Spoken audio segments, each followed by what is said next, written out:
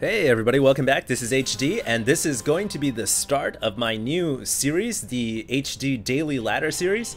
And this was requested by popular demand. A lot of people wanted to see me start casting more of my own personal games on ladder, and so I'm gonna go ahead and do it. I obviously just finished the G-Star All-Star Finals, the entire tournament, and I thought, now's a good time to go ahead and start doing more ladder games. A lot of people wanted to see me play not only Zerg, but also play Terran and Protoss. Now, I am planning to play Terran and Protoss as well. They're my off races, probably more at the Platinum, low Diamond level, I would say. So my plan here is to buy a new StarCraft 2 account and start playing Terran and Protoss in those accounts. And yeah, because obviously I don't want to tank my rating to Platinum or something like that as Zerg. But I am going to start off my daily ladder mostly playing Zerg. And this is going to be my first of my daily ladder series. And I think I'm going to do it Monday through Friday, maybe Monday through Thursday, not exactly sure, but I am going to need the weekends off, obviously, because, I got to go out and do stuff on the weekends too, got to try to have a life, quote unquote.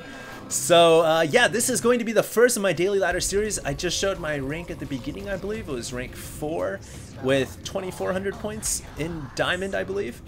Speaking of Diamond, I think there's, if you guys have noticed the new public test realm patch notes, there's going to actually be a couple new leagues, I believe. I think there's going to be a Masters League. So I'm really looking forward to that. Hopefully I'm able to qualify for the Masters League. I've heard it's top 5% in Diamond. Don't quote me on that, but yeah, that's going to be pretty cool. So anyways, this is going to be my first daily ladder series. I am going to be playing Zerg for the first couple of them. And it is going to be on Jungle Basin versus a red Terran player named Soju. So yeah, Jungle Basin, not exactly the best map for Zerg versus anything really. Not a good place. No good places to really get a third.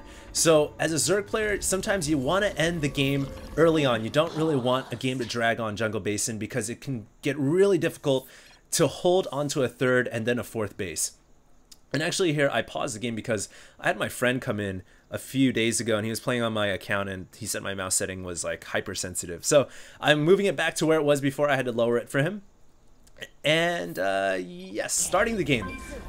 By the way guys, all of these videos, my daily ladders, are going to be first person view. And the reason for that is twofold. A is because I think it can give players more insight and it's a little bit more interesting to watch from a first person view. And B, I just want to make you guys super dizzy and nauseous watching me spam my APM away. But I think that first person view does provide a lot of benefits that replay view doesn't really offer. So as you guys can see, these aren't exactly tutorial videos. I will be posting games where I both win and lose. It's just going to be one game a day, whatever game I manage to play on ladder. So I'm not going to be biased. I'm not going to post games where I only win. I think that's that's obviously a little bit biased because then you'll always know that I win the game and it's not as interesting that way.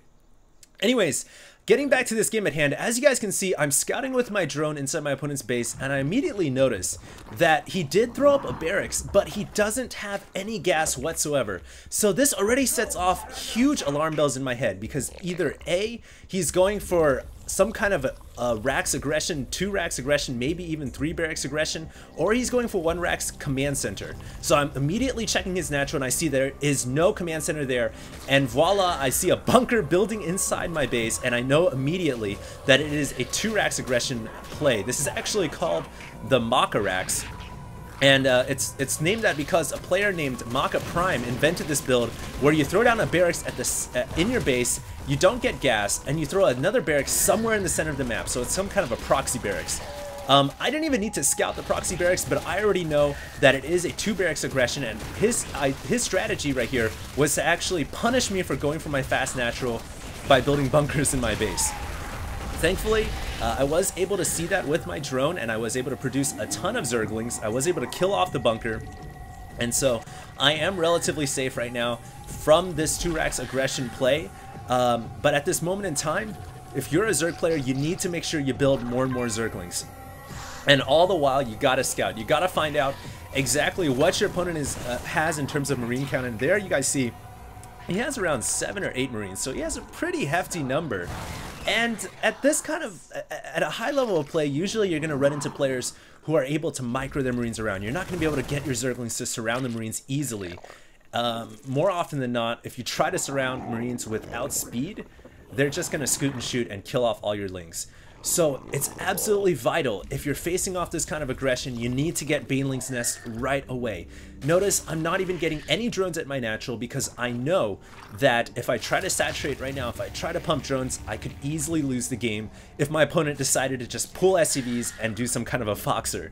So it's very important that I don't go for drones, get Baneling's Nest right away, and play it safe. Get some Banelings out, and then once you have your Banelings and you feel safe, push out a little bit, find out what your opponent's got. Is he still continuing to pump Marines?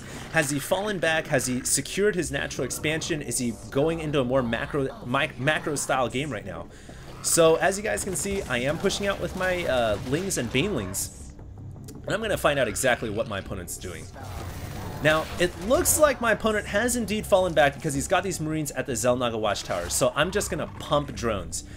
Just a few seconds there, you guys probably didn't catch it, but if you guys look down at the heads-up display below, you guys will see what I'm doing even while I'm controlling my Lings and Banelings in the center of the field, and I actually made like 8 or 9 drones.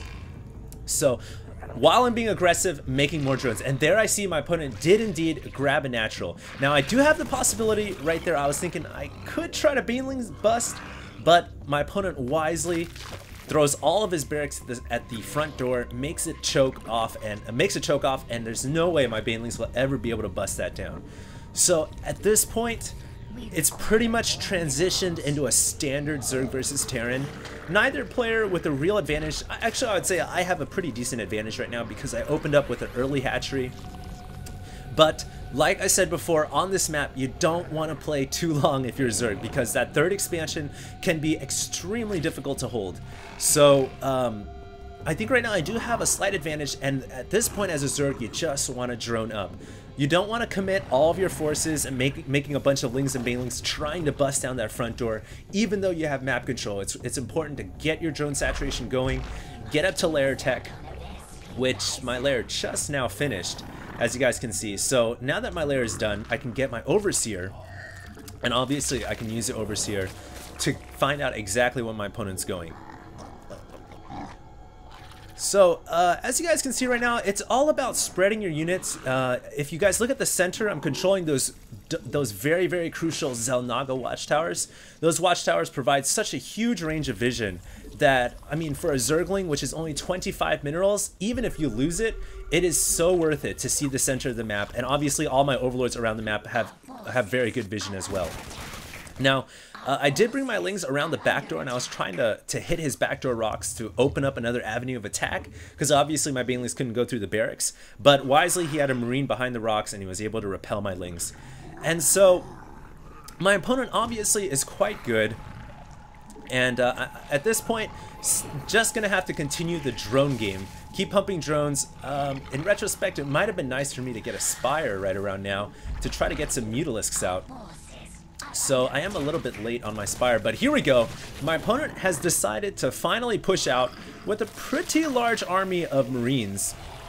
And I should have Baneling speed on the way. I'm not exactly sure if I hit the research or not. But there you guys see my opponent coming in, and when you're a Zerg player, you'll want to try to get a good concave when you attack. So there you guys see, I'm spreading my Lings and all my Banelings out, trying to get a really good concave in case my opponent comes down the ramp.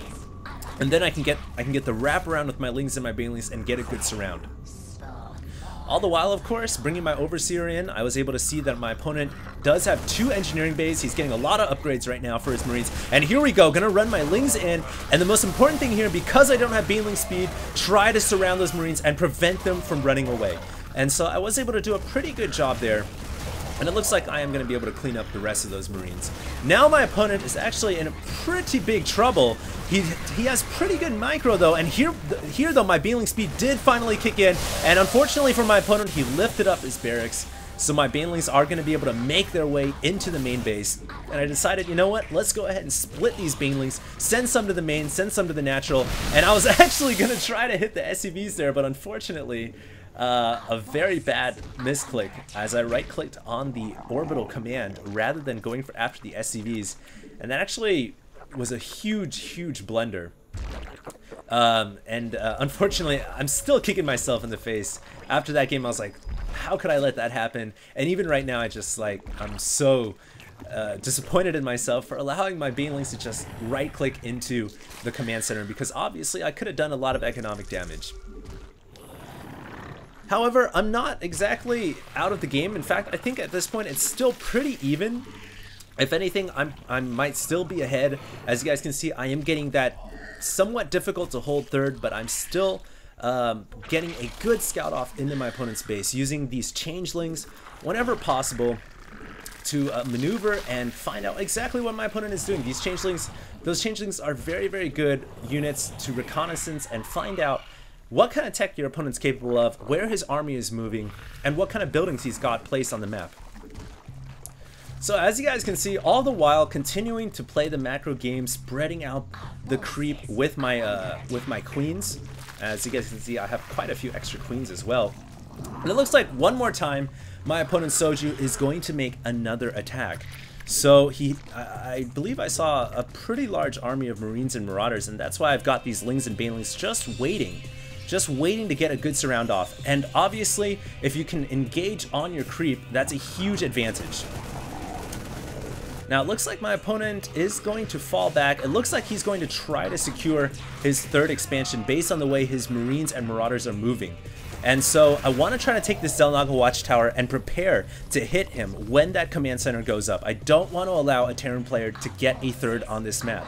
Once a Terran gets a third on Jungle Basin, it's extremely difficult to stop, because your third and your fourth are so vulnerable to Terran players and how they can drop and how they maneuver on this map.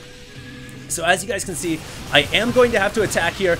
My opponent wisely places his buildings and his Marauders in the front, so all my Banelings, a lot of them getting wasted, but some are still alive. And it's important right here to micro your Banelings and try to chase down those fragile Marines. And luckily for me, I was able to pick off quite a few of his Marines. In fact, I think I was able to kill almost all of them